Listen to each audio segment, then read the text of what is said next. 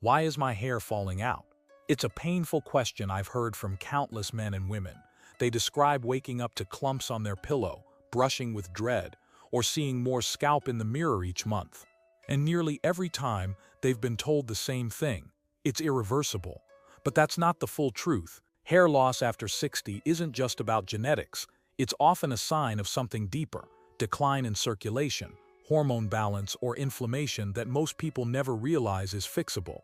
Today's episode is for you. We'll explore a 3-oil remedy that's helping seniors all over the world regain stronger, fuller hair without pills, painful procedures, or false promises, no matter whether you're a man or woman.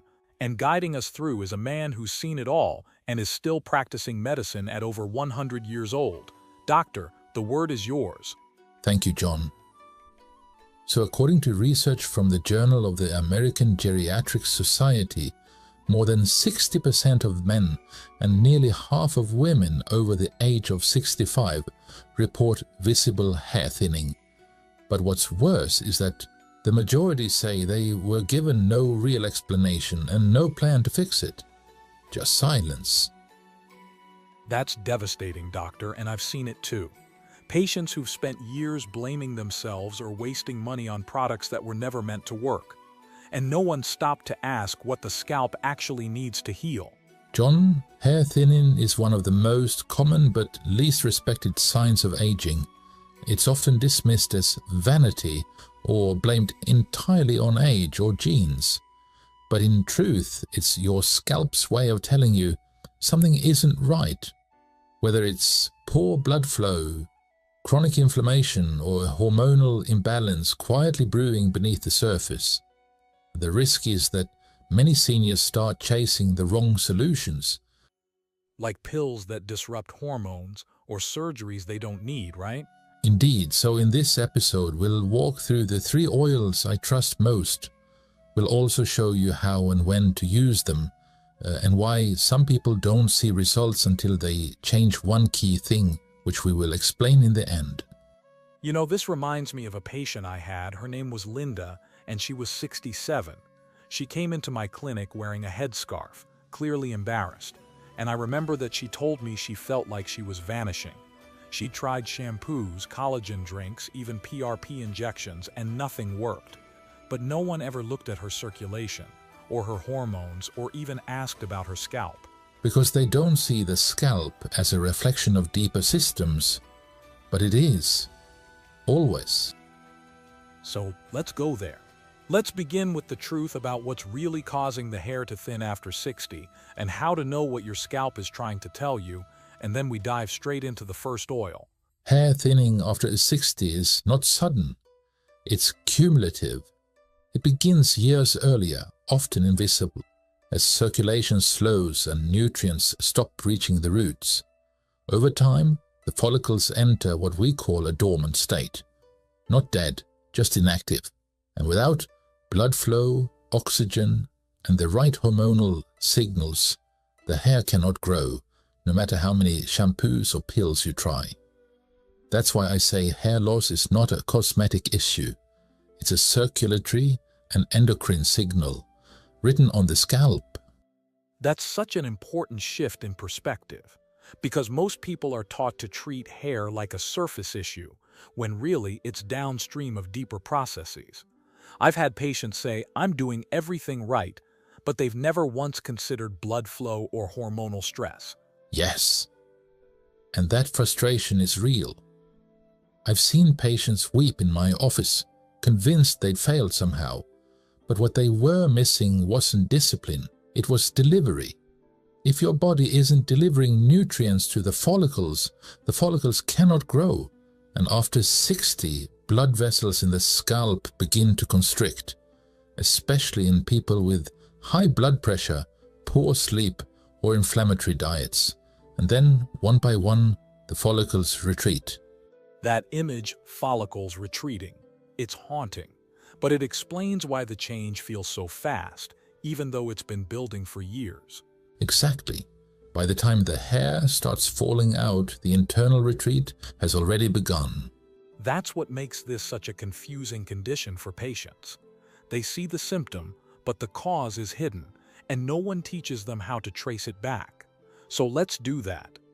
If poor circulation and hormonal shifts are behind this, then what does the body actually need to bring that follicle back to life? That journey begins with one of the most powerful and most misunderstood oils in the world. It's been used for centuries in traditional medicine, yet dismissed for decades by modern science until the studies caught up. What makes it unique isn't just what it does at the surface, but how it communicates with the body beneath. It doesn't force growth. It invites it by awakening the tiny muscles, vessels, and receptors around each follicle. And when applied correctly, it doesn't just improve the scalp. It tells the body that this part of you still matters. Wait, are you saying there's a way to actually reactivate dormant follicles without drugs or surgery? What is this oil? It's rosemary oil, and its power lies not in what it smells like, but in what it does to the microcirculation of the scalp. Clinical studies have shown that rosemary oil can be just as effective as minoxidil, the pharmaceutical standard, in promoting new hair growth over time. But unlike drugs, it works by restoring the natural intelligence of the follicle, not by forcing it. That's incredible, especially since most people still think of rosemary as just a kitchen herb. That's the tragedy. It's been used medicinally for centuries to stimulate blood flow, even in stroke recovery. But when modern science ignored plants, we lost connection with remedies that actually support the body's own systems. And rosemary is one of those rare tools that reawakens what's already there instead of replacing it. So how exactly does it work? What's happening under the surface when someone applies it? When rosemary oil is massaged into the scalp, it dilates tiny capillaries, improving oxygen and nutrient delivery to dormant follicles. That first step is everything, because without circulation, nothing else works. And it's safe for daily use? No risk of overdoing it? For most people, yes. But it must be diluted in a carrier oil like jojoba or sweet almond to avoid irritation. I've seen patients apply it every evening gently for just 3 minutes. Over time, not only does the hair begin to return, but the scalp itself looks more alive, more pink, more elastic. You're describing something deeper than just hair growth. You're describing healing. Exactly, and the truth is, many people don't even realize how inflamed or tight their scalp has become until they begin this practice. The tension begins to release, the tissue softens, and in many cases patients report better sleep, less anxiety, because touch and scent are powerful medicines too. So for someone listening right now, wondering where to start, would you say rosemary oil is their first step? It is the first step, especially if the scalp feels cold, tight, or numb. That's a sign of poor circulation. Rosemary is your wake-up call, but it is only one part of the ritual. That gives so much hope, doctor. Because for many people, hair loss feels like a door that's already closed. But what you're saying is the body remembers, the follicle remembers, and sometimes all it needs is the right nudge to come back online. So what's next? If rosemary restores blood flow, what's the next oil that supports the follicle once it's awake? The next oil is thicker, slower, and heavier, and I often call it the anchor. It's castor oil. While rosemary wakes the follicle up, castor oil protects it. It creates the conditions for growth to last, not just begin. Its richness comes from ricinoleic acid, a rare fatty acid that soothes inflammation, nourishes the scalp barrier, and helps prevent future loss. Castor oil, isn't that the one people used to take as a laxative? Yes, and when taken internally, it stimulates peristalsis in the gut. But topically, its effect is much gentler and much more restorative. It acts almost like a sealant, calming the scalp, improving blood retention, and slowing down the release of prostaglandin D2. That compound, PGD2, is a known driver of follicle shrinkage, and it's found in high amounts on balding scalps. That's fascinating. So it's not just about moisture. It's actually reversing part of the chemical process behind hair loss? Exactly. People think of castor oil as a folk remedy, but modern science is beginning to catch up. Studies from Japan have shown that when castor oil is applied regularly to aging skin, not only does inflammation decrease, but the collagen structure improves as well. And when the scalp becomes calmer, thicker, and more hydrated, the follicle has the foundation it needs to stay anchored. But it's such a dense oil. I've had patients say it's hard to work with or feels sticky. Doesn't that make it difficult to apply consistently? It can be, yes, but only if used incorrectly. A small amount goes a long way. I tell patients to warm a teaspoon between their palms, then press, not rub, it gently into the scalp, especially at night. For those with finer hair, mixing it with the lighter carrier oils like argan or jojoba makes it easier to spread.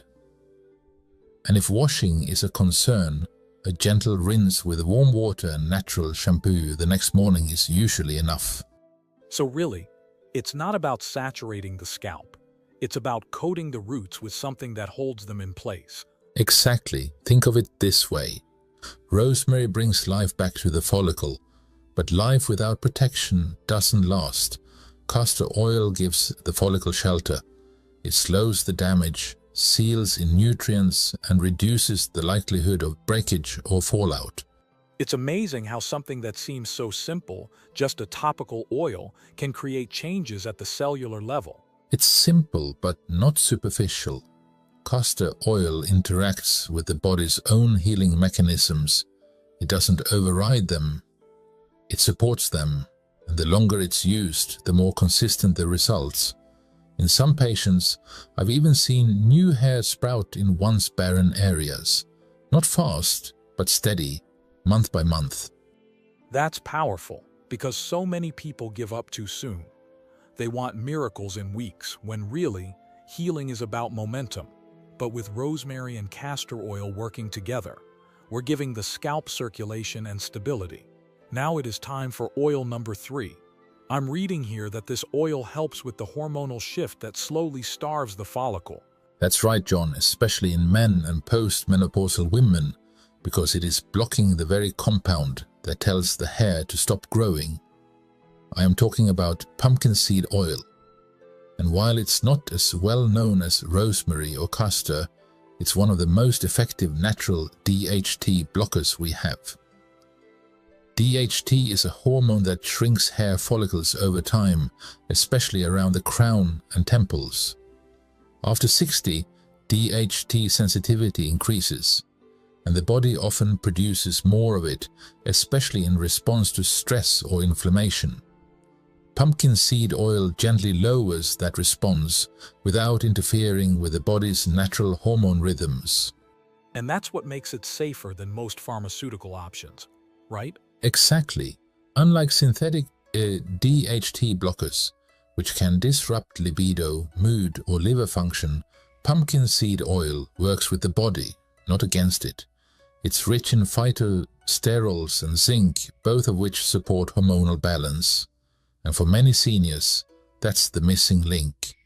So while rosemary restores blood flow and castor provides support, pumpkin seed oil actually stops the message that tells the follicle to die? That's right. It interrupts that message at the source. And in doing so, it buys time for circulation to improve, for the scalp to calm down, and for hair to grow again under less pressure. How is it used? Applied topically like the others, or taken internally? Both methods are effective, but they work differently. When applied directly to the scalp, especially in thinning areas, it can locally block DHT and reduce inflammation. Internally, taking cold-pressed pumpkin seed oil can improve hormonal balance across the body, which supports long-term follicle health. I often recommend a combination, but always tailored to the person's unique sensitivity and medical history. And it has benefits beyond the hair too, doesn't it? Yes, it supports prostate health, improves bladder function, and even helps regulate cholesterol.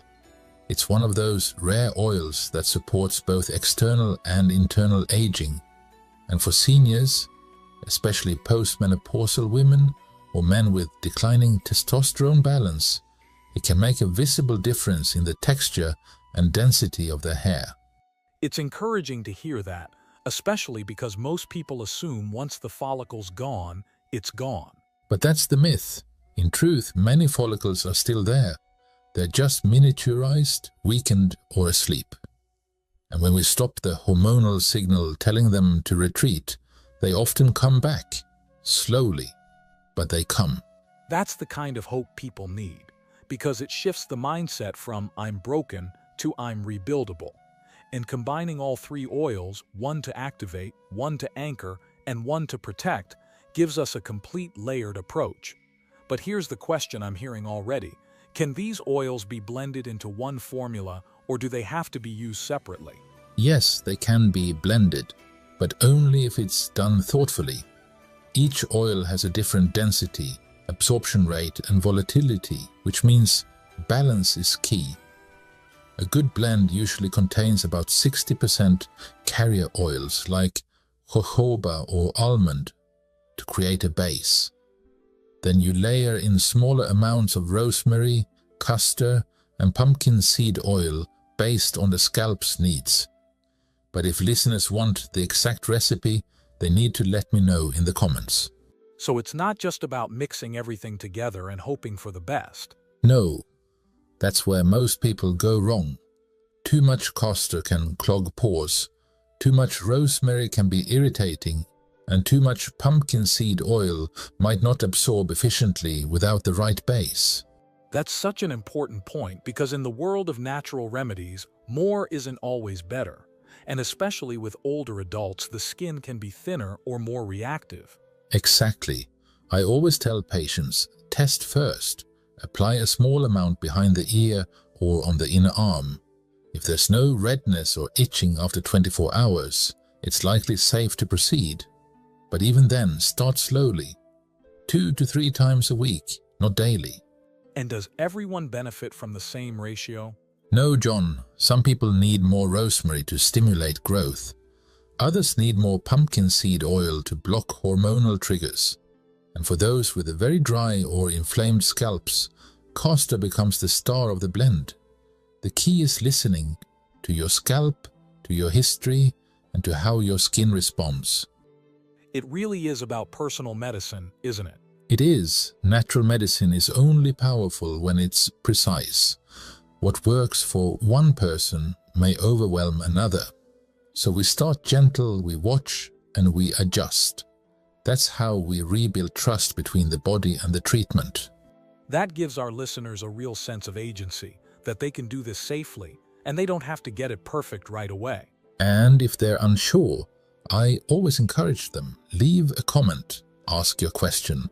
We'll respond, or even share a simple blend ratio that's worked for many of my patients. No one has to guess in the dark. That's what I love about this protocol. It's not one size fits all, but it's still accessible. And for those who feel overwhelmed by choices or information, it's a relief to know that a few drops used with care can make such a difference. But let's zoom out for a moment. Oils are a key part of healing the scalp. But what else determines whether this works? What are the biggest reasons people don't see results, even when they do everything right? The biggest reason people don't see results, even when they do everything right, is time. They expect a reversal in weeks when the body needs months. Hair growth moves in cycles, and if you've been losing hair for 10 years, it won't come back in 10 days. The oils work, but they work on the body's timeline, not our egos. That's such a critical mindset shift. Healing isn't a transaction, it's a relationship. Yes, and like any relationship, it needs consistency, attention, and patience. I've had patients ready to quit at week 4, only to see regrowth by week 12. But without faith in the process, they would have missed it entirely. It's hard, though, especially for people who've been disappointed so many times. That fear of wasting time again can be paralyzing. I understand, which is why I always say, even if the hair doesn't come back as thick, your scalp will still be healthier. Your circulation will improve. Your inflammation will drop. You'll feel better. Not just look better. That's a really important promise that the body always benefits from care, even if it takes a different form than expected. Exactly. Progress may come as stronger strands or just fewer falling out in the brush. Either way, the body is responding. And when you treat your scalp with consistency, you're telling your body, I haven't given up on you. That's something we all need to hear, especially in this phase of life, when so many are told to expect decline or accept loss. You're saying no, aging is not a shutdown. It's an invitation to reconnect. Yes, aging is not decay, it's communication. And if you listen carefully, the body will always tell you what it needs to heal. Thank you, Doctor. For all listeners, let us know whether Dr. Hinohara should send you the recipe and whether you completed this episode.